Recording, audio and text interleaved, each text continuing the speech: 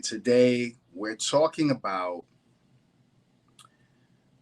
our Puerto Ricans guests in the house of hip hop. That's our discussion for today. This is going to be the last time that I speak to this particular issue on whether Puerto Ricans are guests in the house of hip hop. Listen, I first of all want to greet you in the name of Jesus. I want to greet you in the name of truth.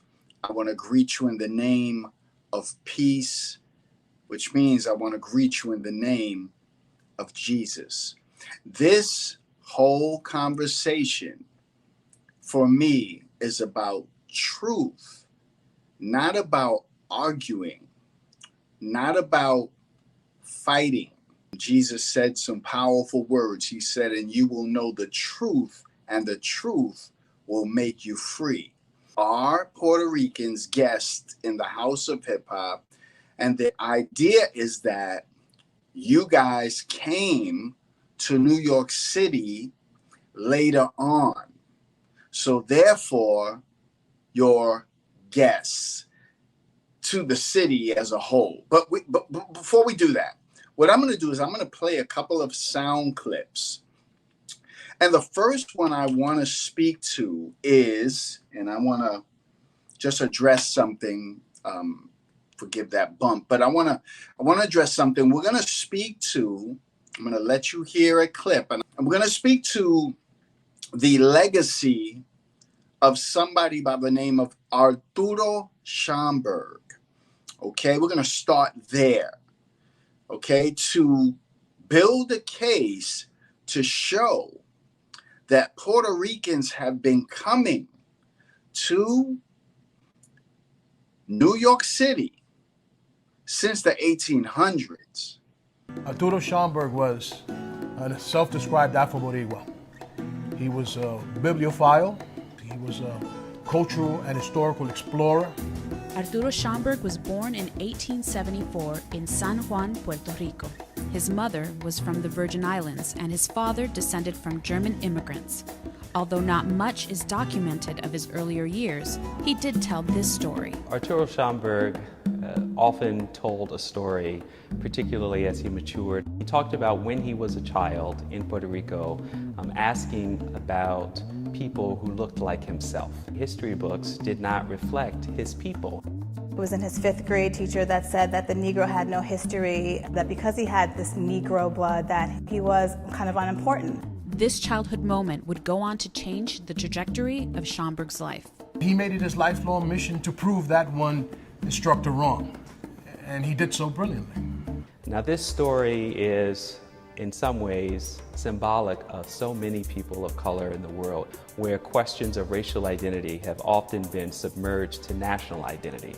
And in this sense, Arturo Schomburg was on the leading edge of creating a space for people of African descent, not only being able to talk about their history, being able to shape their history, but also to politically organize. Arturo Schomburg would go on to dedicate his life to finding and archiving African books and art from around the world, collecting the history he was told did not exist. He was tireless in terms of his efforts recovering any objects, especially books, anything that had to relate to African history and culture. In 1891, a 17-year-old Arturo Schomburg would arrive in New York City. He would become a founding member of Las Dos Antillas political club that stood for the independence of Cuba and Puerto Rico and would donate weapons, money, and medical supplies to aid the independence struggle. Schomburg focused on what was happening in Cuba and Puerto Rico, found himself in heated and intense conversations with African Americans who were also figuring out, how do we deal with lynch mobs in Mississippi? How do we deal with police brutality in Harlem? And so he became very close friends. They agreed upon a course of action that would make learning, intellectualism, and history a crucial resource in the activism itself. And his collection played a large part in his endeavor. Schomburg would store his books and artwork in his Brooklyn home, which over time became a library and a significant source for intellectuals and activists of the day. He found books like 12 Years a Slave, written by Solomon Northup, that was recently made into a movie. They've been published in 1853, and over 3 generations was not very popular outside of the context of the abolition movement. Schomburg sold his entire collection to the New York City Public Library for $10,000, and it would become a mecca for intellectuals during the Harlem Renaissance. One of the things that was extremely important to Schomburg was to keep that collection in Harlem. There were other people who were interested in his collection and wanted to keep it as a private collection. He wanted the public to have access to it. This collection would ultimately become the world's leading repository for the study of global Black history. The legacy that Arturo Schomburg leaves behind is letting the world know that there are people all over that have African heritage who have contributed to all things possible in this world. His love for Puerto Rico and respect for Puerto Rico's birthplace never died. I think if he were here, I think he would send a similar message to the young Puerto Ricans, which is we all have a contribution to make. Even if people tell us that we can't go there or we're not able to do that, the legacy of Arturo Schomburg says, oh yes, yes you can.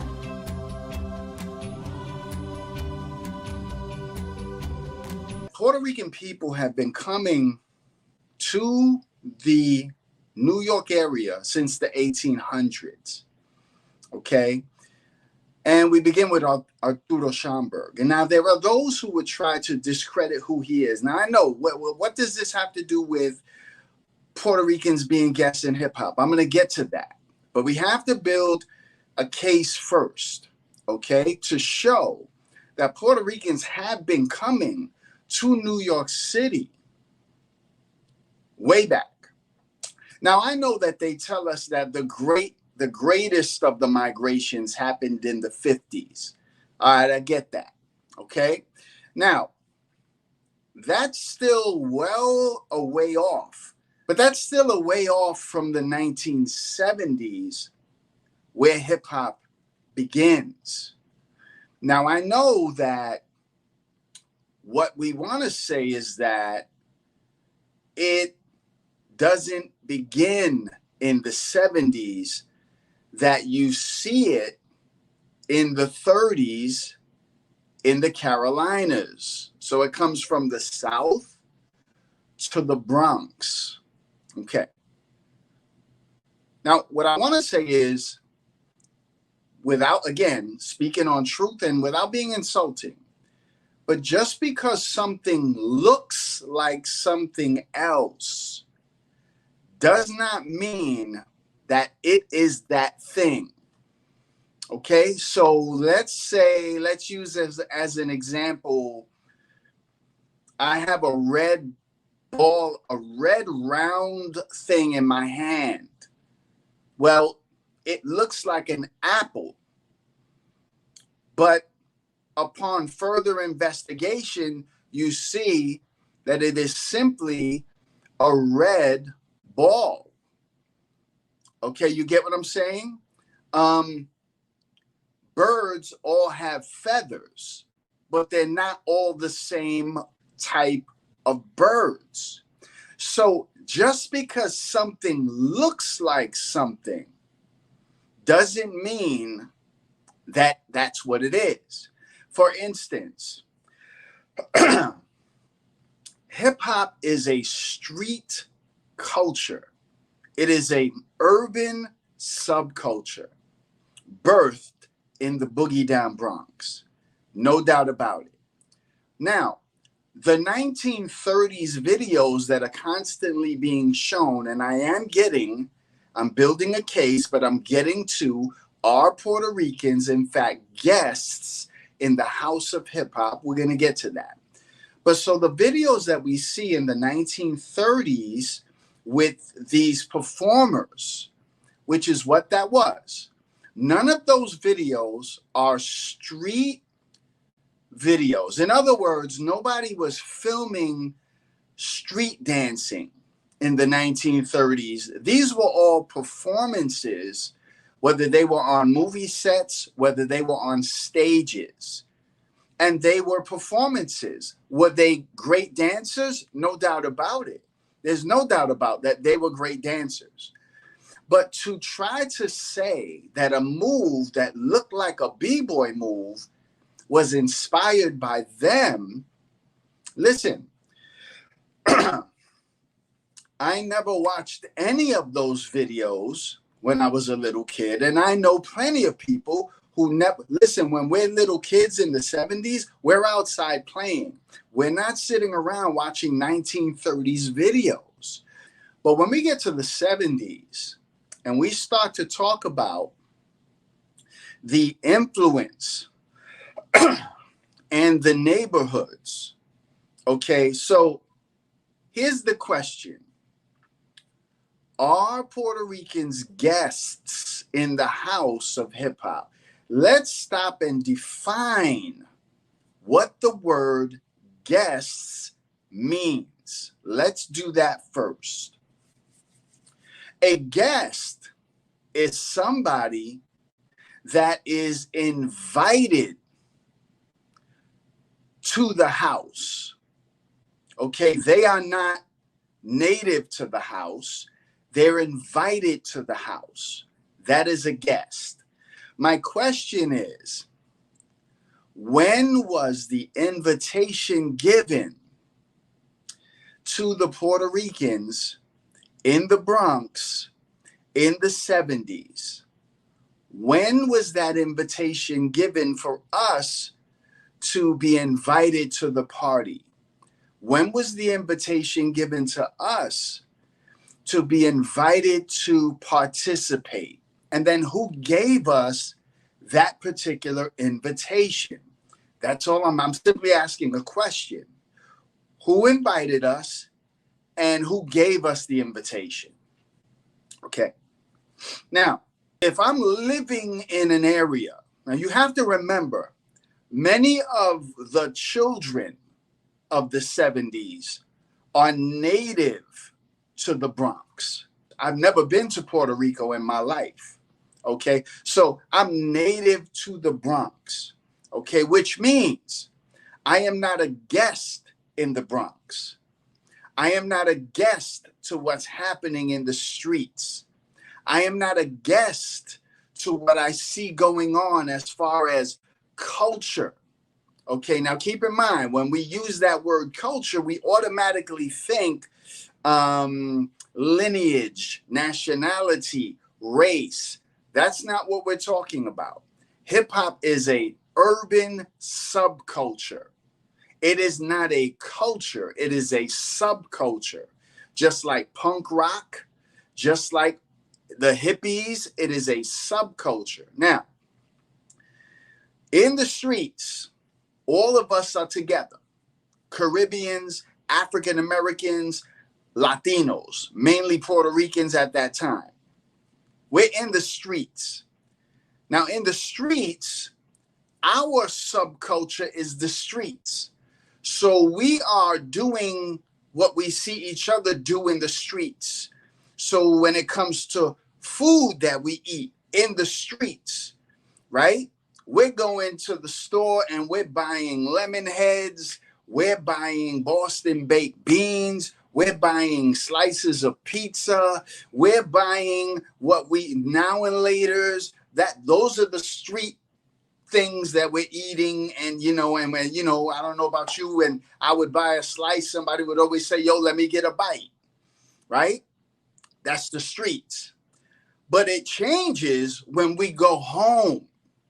Because when we go home, when the Jamaican goes home, now he's in his culture. Now he's eating what his parents are making, which are probably foods from Jamaica. When the Puerto Rican goes home, he's hearing his music. He's eating his food. When the African American goes home, they're hearing their music. They're eating their food. See, the culture, the native culture is in the home. That's different than the street culture of when we leave the home and we go outside to hang out and play. I am only a guest if I'm not native to the house. But if I'm native to the house, if I've grown up in the house my whole life, I cannot be a guest in that house. That's impossible. So if we're going to break it up and we're going to say that hip hop is a house that has 4 rooms, it has the graffiti room, it has the DJ room, it has the B-boy room, and it has the MC room. 4 houses, 4 rooms in the house. Okay, now, the Jamaican, the African American, and the Latino, the mainly Puerto Rican, is native to the house. Okay, we didn't come from somewhere else and then get involved. In other words, there's always this picture that is sort of portrayed that we're on the rooftops watching the neighborhood and sort of seeing what they're doing and wanting to get involved, but we're waiting for the invitation. But the problem with that kind of idea, guys, is that the invitation never came. You know, I know that there is somebody that said that they remember seeing hip hop in 1964. But this person would have been 4 years old. And they base it around a circle and people dancing in the middle of the circle. Well, what were they doing? They're just doing regular dances. That has happened from the 50s. That has happened from the 40s. There's always been people who've crowded around people who wanted to dance in dance competitions against each other. So to try to say, well, you see what the cypher became, you see what the B-boy circle became, that's where we got it from. No, that's just part of the dance culture. It's a different thing altogether. Hip hop, again, is a subculture of the streets. Now, when people continually say, but this is our culture, it is Black culture. It can't be your culture because there's no Puerto Rican elements in the culture. You see, again, the mistake is that we are trying to equate, this is what we're trying to do, but you're equating your lineage, what was happening in your homes, to what was happening in the streets. You're equating those two, and those are 2 different animals. Yes, there were DJs playing. See, the problem with the 1930s narrative is that you don't have B-boys unless you have DJs. There are no B-boys. B-boys are the foundation of hip-hop culture. But you don't have B-boys unless you have DJs playing a specific break in a record. That's where it comes from. So what we see early in those videos has nothing to do. In fact, when you listen to it, they're dancing to banjos and to guitars. And this is not trying to be offensive. This is what it is. But when we get to the 70s, it is something totally different. And so if I'm a guest, that means that every neighborhood in the Bronx was originally African American. And then the Puerto Ricans came. That would make us guess. Yes. But that's not what happened, because we've been here.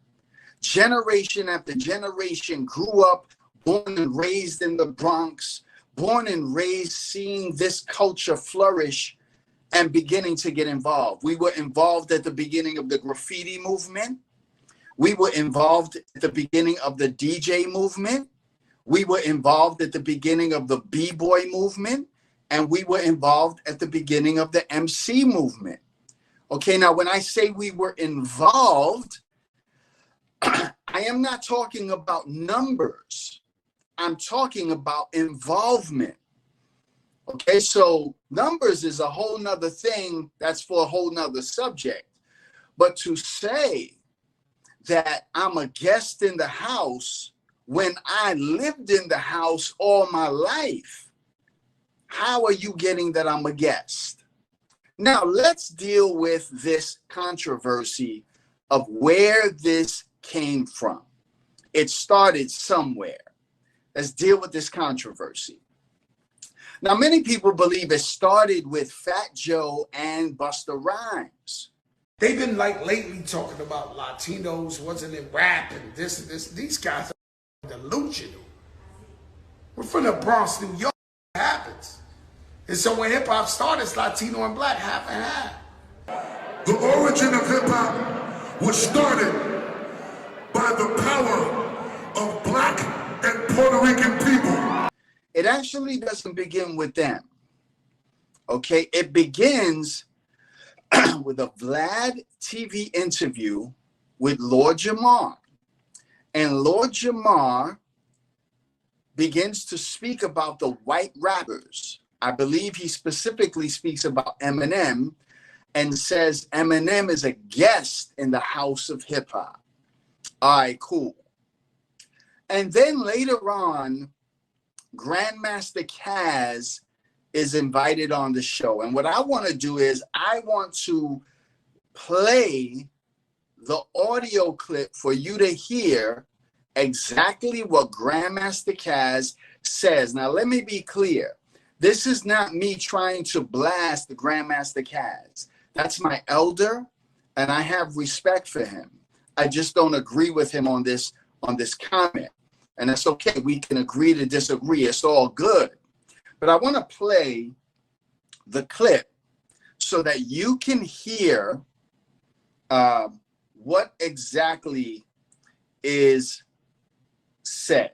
Lord Jamar from Brand Nubian. Lord Jamar, that's my dude right there. I think he keeps it realer than just. You've seen some of his interviews? Oh yeah. I love it. I love Lord Jamar. Keep it 100. Hey, always. Man, let me tell you something. The fact that Grandmaster Caz, has the Vlad TV has gotten onto his radar with my Lord Jamar interviews. I'm giving myself a little gold star right now. I'm telling you, man. You know what I mean? So you've seen the Lord Jamar stuff that we did.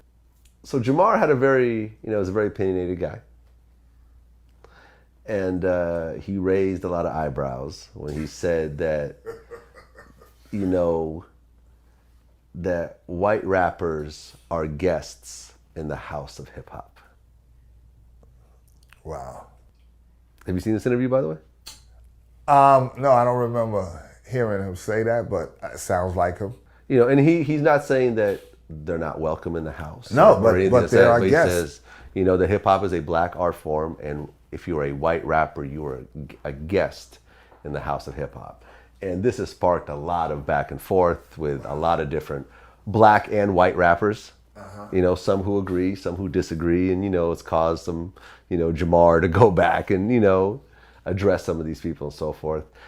From the world's first rapper, how do you feel about this statement? I think anybody that got involved into hip hop later on in the game are guests of hip hop, and whoever existed, whatever hip hop is or was when it started, that's what hip hop is.